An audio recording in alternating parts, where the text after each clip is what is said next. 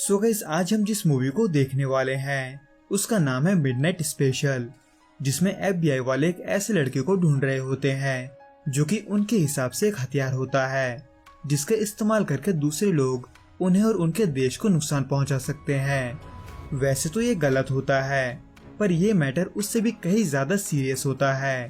क्योंकि वो जिस लड़के को हथियार समझकर ढूंढ रहे होते हैं वो असल में इस दुनिया का ही नहीं होता। वैसे तो वो दिखने में एक 8 साल का नॉर्मल से लड़का होता है, पर उसके पास जो पावर से शक्तियां होती है लोग उसे देखकर उसको ईश्वर समझने लगते हैं। पर अब जब वो लड़का यानी कि एल्टन इस दुनिया का नहीं होता, तो ऐसे में वो इन सब के बारे में अपने पिता रॉय को बताता है, जो एल्टन के बातों पर यकीन करके उसे वहां पहुंचाने के लिए निकलता है जहां एल्टन उसे ले जाने को कहता है ताकि वो उसके दुनिया में वापस जा सके। पर इस दौरान यानी कि इस मूवी की शुरुआत में जब रॉय और उसका दोस्त लूकस एल्टन के साथ एक होटल पर रुके होते हैं, तब उन्हें न्यूज में ये दिखाई देता है कि उन्होंने एल्टन का किडनैप किया है। इन शॉर्ट, इसके वजह से उनके पीछे पुलिस पड़ जाता है, जो कि एक प्रॉब्लम तो होता ही है। पर यह प्रॉब्लम यही खत्म नहीं होता, क्योंकि वो जहाँ जाने के लिए निकले थे वहाँ जाने के लिए वो सिर्फ रात को ही सफर कर सकते थे ताकि एल्टन पर सूरज का रोशनी ना पड़े, क्योंकि जब भी एल्टन सूरज की रोशनी में आता है वो तब अपने पावर्स में से कंट्रोल खोने लगता है। इसलिए वो रात को अंधेरे में ड्राइव करते हैं और दिन में आराम, जिसके वजह से वो प्लान के मुताबिक ही अंधेरा होने के बाद अपने सफर को शुरू करते हैं। पर तभी उस होटल में काम करने वाली एक लड़की उनको देख लेती है, जो उसके हिसाब से बिल्कुल वैसे ही थे जैसा कि न्यूज में बताया जा रहा था। इसलिए वो पुलिस को फोन कर देती है। पर इन सभी से अनजान रॉय और लूकस ड्राइव करते रहते हैं, जिनको कोई रास्ते में देख न ले, इसलिए वो नाइट विजन गॉगल्स पहनकर गाड़ी के हेडलाइट को भी बंद कर देते हैं। पर वहीं इसके दूसरी तरफ फ्रेंच में, जहां एल्टन पहले रहा करता था और जहां सभी एल्टन को ईश्वर मानते थे, ये दरअसल वही लोग होते हैं जिन्होंने एल्टन के किडनैप होने का खबर पुलिस को दिया था। इनफैक्ट वो एल्टन को जल्दी से वापस पाने की कोशिश में रॉय का फोटो भी मीडिया को दे देते हैं, यहाँ तक कि वो अपने 2 लोगों को उनके पीछे भेजते हैं। पर तभी इसी दौरान वहाँ FBI वाले पहुँच जाते हैं, जो कि आकर उन सभी के अलावा उनके लीडर यानी कि केल्विन को पकड़कर एक फैसिलिटी तक लेकर जाते हैं उनसे पूछताछ के लिए, जिसमें NSA का एक आदमी पॉल केल्विन से एक नंबर कॉम्बिनेशन के बारे में पूछता है, 53, 23, 77 और 127, यानी कि ये नंबर उनके लिए क्या है। जिसके जवाब में केल्विन ये कहता है कि ये उस सरमन्स के कुछ हिस्से हैं जो उसके धार्मिक किताब पर लिखे हुए हैं, जिसको दरअसल उसी ने लिखा है। जिसको सुनने के बाद पॉल एक हैरान करने वाला चीज रिवील करता है, जिसमें वो ये कहता है कि जो शब्द और नंबर उसके सरमन्स में लिखे हुए हैं वो सभी गवर्नमेंट के बहुत ही सेंसिटिव इंफॉर्मेशन से जुड़े हैं, जिसको उस तारीख को सैटेलाइट के जरिए इनकोड करके ट्रांसमिट किया गया था, जिस तारीख के बारे में उसके सरमन में लिखा हुआ है 18 जनवरी 2010। इन शॉर्ट, इतना बड़ा सीक्रेट और इनक्रिप्टेड इंफॉर्मेशन उसको मिला कैसे, ये सवाल पॉल केल्विन से पूछता है। जिसका जवाब में केल्विन ये बताता है कि उसे इस नंबर्स के बारे में एल्टन नाम के एक लड़के ने बताया था, जो फिलहाल फरार है। जिसको सुनकर पॉल ये जानने की कोशिश करता है कि एल्टन को ये सब इंफॉर्मेशन कैसे मिला। जिसके जवाब में केल्विन ये कहता है कि एल्टन कई भाषाओं में बात करता है, कभी कुछ जाने पहचाने भाषाओं में तो कभी अनजाने भाषाओं में। जिसको सुनकर ही उसने अपने धर्म ग्रंथ को लिखा था, क्योंकि केल्विन और वहाँ के बाकी लोगों के हिसाब से ये सभी ईश्वर के शब्द थे, जो कि एक तरफ चल ही रहा होता है कि वह दूसरी तरफ रास्ते में एक एक्सीडेंट की वजह से लूकस और रॉय का सामना पुलिस से हो जाता है, जो कि उनको देखकर बाकी पुलिस वालों को इन्फॉर्म करने ही वाला होता है कि तभी लूकस उसे शूट कर देता है और उस पुलिस वाले के लिए एक एम्बुलेंस बुलाकर रॉय और एल्टन के साथ वहां से भाग जाता है, जो कि वहां से निकलने के बाद एक दोस्त के घर पर रुकते हैं ताकि वो दिन के उजाले से एल्टन को दूर रख सके, जिसमें वो इसी दौरान आराम भी करते हैं। पर तभी रात के दौरान अचानक से रॉय को भूकंप का झटका महसूस होता है, जो कि एल्टन के पावर्स को यूज करने के वजह से हो रहा था। इसलिए वो जल्दी से एल्टन के रूम की तरफ भागता है, जहां जाकर वो ये देखता है कि उसका दोस्त ही उसे चोट पहुंचा रहा है। इसलिए वो एल्टन को उससे दूर करके उसका वैन लेकर वहाँ से निकल जाता है। जबकि वह दूसरी तरफ रेंच में FBI वाले अब भी एल्टन के बारे में पूछताछ करने में लगे होते हैं, जहाँ उन्हें सभी से पहले की तरह ही जवाब मिलता है। खैर, इन सब चीजों से अनजान रॉय एल्टन को लेकर आगे बढ़ता रहता है, जिसमें इसी दौरान लूकस ये देखता है कि एल्टन किसी और भाषा में बात कर रहा है, पर वो क्या है। रॉय इस चीज को समझाने के लिए रेडियो के कुछ चैनल बदलता है, जिसको बदलते बदलते लूकस को एक ऐसा चैनल मिलता है जिसमें एक आदमी उसी भाषा में वही बात कर रहा था जो एल्टन कर रहा था। In short, Elton radio frequency को सुन सकता था। खैर, अब जब उन्हें रास्ते पर चलते चलते खाना भी चाहिए होता है, तो वो ऐसे में गैस स्टेशन पर रुकते हैं, जहाँ रॉय और लूकस एल्टन को गाड़ी में रुकने को बोलकर खाना लेने के लिए निकलते हैं।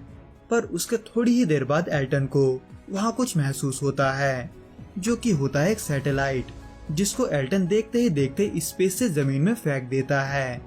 जिससे बचने के लिए वो सभी वहाँ से जैसे तैसे भाग जाते हैं।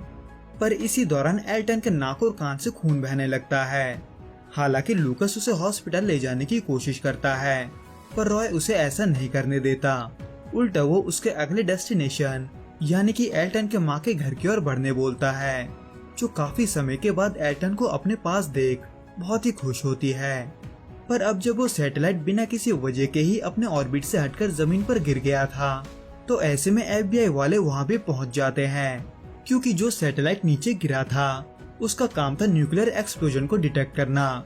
इन शॉर्ट, वो सैटेलाइट एल्टन के ऊपर इसलिए आया था क्योंकि उस सैटेलाइट को एल्टन के बॉडी से बिल्कुल वैसा ही हीट सिग्नेचर मिल रहा था जैसा कि एक न्यूक्लियर एक्सप्लोजन से मिलता है। इसलिए उस सैटेलाइट ने क्रैश होने से पहले एल्टन का एक हीट सिग्नेचर वाला फोटो ले लिया था, जिसको देखकर उन दोनों एजेंट्स को ये समझ में ही नहीं आता कि आखिर एल्टन है क्या। इसलिए वो उस हीट सिग्नेचर के मदद से ड्रोन को प्रोग्राम करके एल्टन को ढूंढने की कोशिश करते हैं। हालांकि सैटेलाइट के गिरने के बारे में एल्टन की मां सैरा को न्यूज से पता चलता है, पर फिर भी उसे रॉय और लूकस के तरह ये नहीं पता होता कि एल्टन ने आखिर ऐसा क्यों किया था। जिसके पूछे जाने पर एल्टन सैरा को ये जवाब देता है कि वो सैटेलाइट उस पर नजर रख रहा था, जो कि उन पुलिस वालों को उसके बारे में इन्फॉर्मेशन दे रहा था जो उसे पकड़ना चाहते हैं, जो कि दरअसल एल्टन को रेडियो फ्रीक्वेंसी की मदद से पता चलता है। पर एल्टन को जिनके बारे में नहीं पता होता वो होते हैं रेंच के वो दो लोग जिनको शुरुआत में कैल्विन ने इनके पीछे भेजा था, जो कि एल्टन को ढूंढते ढूंढते सैरा के घर पहुंच जाते हैं, जहां वो सैरा के गाड़ी को गायब देख उसके गाड़ी का पीछा करने लगते हैं, उसी गाड़ी का जिसमें एल्टन और बाकी सभी होते हैं। पर तभी अचानक से एल्टन का तबीयत खराब होने लगता है, उसे सांस लेने में तकलीफ होता है, जिसके वजह से वो फिर से एक बार अपने पावर से कंट्रोल खोने लगता है। हालांकि सैरा जैसे तैसे एल्टन को शांत कर देती है, पर वो जैसे ये देखती है कि एल्टन के आसपास के सभी घास सूख रहे हैं, वो तभी समझ जाती है कि कुछ तो गड़बड़ है। इसलिए फिर से एक बार लूकस उसे हॉस्पिटल ले जाने को बोलता है, क्योंकि एल्टन का हालत दिन ब दिन खराब हो रहा था। इनफैक्ट वो कमजोर पड़ रहा था। पर रॉय फिर से एक बार अपने जिद पर अड़े रहकर उसे हॉस्पिटल ले जाने से मना करता है, इस डर से कि वहाँ से पुलिस वाले उसके बेटे को उससे छीनकर ले जाएंगे। जिसमें इसी दौरान एल्टन एक ड्रोन को अपने ऊपर उड़ते हुए देख लेता है, इसलिए वो अपनी माँ सैरा को लूकस के साथ जाने को बोलकर खुद रॉय के साथ वहाँ से जंगलों की तरफ भागता है, जहाँ भागते भागते उन दोनों को एक गुफा मिलता है, जहाँ रॉय सूरज की रोशनी से बचने के लिए दिन में भी वह रुकने का सोचता है, पर एल्टन ऐसा करने से मना कर देता है। हालांकि एल्टन का तबीयत धीरे धीरे और भी खराब होता जाता है, पर वो फिर भी अपने पिता रॉय से